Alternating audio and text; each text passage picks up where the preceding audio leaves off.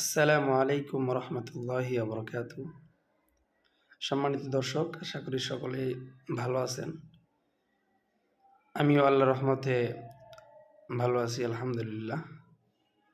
আপনাদের সামনে আজকে একটি দোয়া নিয়ে আসলাম। সেই দোয়াটি হচ্ছে, সকাল সন্ধ্যায় যদি দোয়াটি পাঠ করেন তাহলে অনেক ফজিলত রয়েছে।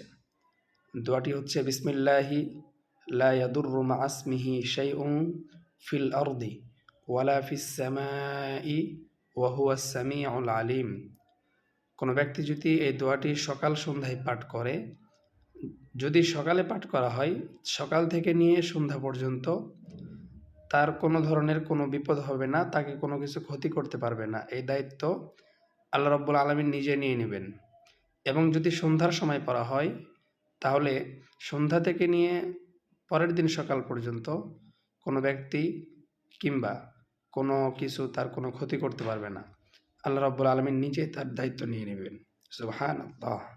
আল্লাহ রাব্বুল আলামিন যেন আমাদের সকলকে এই ছোট্ট দোয়াটি মুখস্থ করে সকাল সন্ধ্যায় নিয়মিত পাঠ করার তৌফিক দান করেন। আল্লাহুম্মা আমিন।